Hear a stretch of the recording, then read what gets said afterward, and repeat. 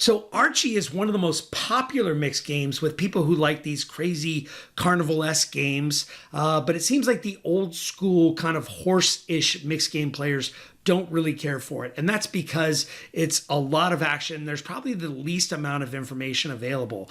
And it's because, similar to triple draw low ball, it is a draw game, but it's not low only. It's split pot between the high and the low hand. So the low part is just like ace to five triple draw low ball, except for you need a qualifier. You need to make 8 or lower to make the low. Similar to Omaha 8 or better, or stud 8 or better. You guys are used to needing to qualify with an 8 or lower. But what's interesting is to qualify for high, usually you don't need to qualify. Like with stud 8 or better Omaha, I have ace king, I have ace queen, whatever it is. You don't qualify for a high hand unless you have 6s or better. Those are the rules I like. Some mixed game players play 9s or better for high, and they like this because they don't want somebody to miss a low draw and pair their 6s or pair their 7s or 8s and then be able to call off and win half the pot. I actually like it. I think it adds complexity to the game.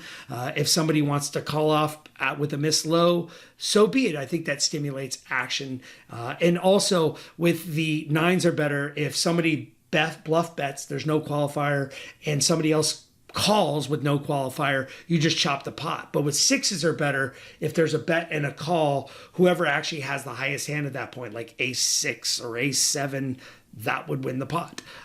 So let's get it. Oh, and before we do, I once thought that this game was named after Archie the Greek, Archie Karras, the famous craps player that ran a very small 2-figure stake into whatever it was, 8 figures.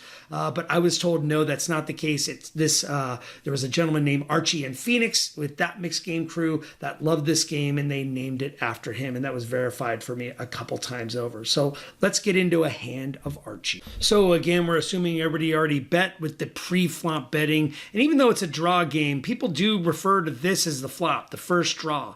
And again, it's just really hard to gather information because sure, if they're drawing 3, you can put them on a high and a pair. But if they're drawing 1, are they drawing low? Are they drawing to a straight or a flush? Are they drawing to 2 pair? Maybe if they're betting or raising, you can put them on 2 pair. But other than that, it's very, very tough. So here we are on the river. Right? It looks like we have draw 1, and pat. In a 3-way pot, it's likely to be split, so stacking the chips is good. Looks like we had a draw to a straight flush, a low straight flush, 3, 4, 5, 6 of spades. Straight 6 would be nice here because you'd have a 6 low and a 6 high straight. You could have a 6 high straight flush with the deuce of spades.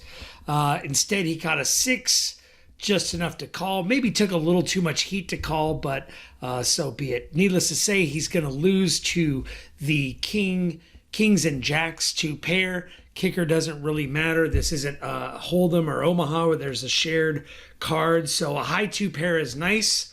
And we also have, looks like what was a draw to a wheel, ended up making an 8. Staying pat on the end. You just got to kind of buckle up and hope that your smooth 8 is good. It's not the smoothest of 8, but 8-5 is pretty darn good. Obviously, the pair of 6s is no good, so we're going to chop up the pot, and that is Archie.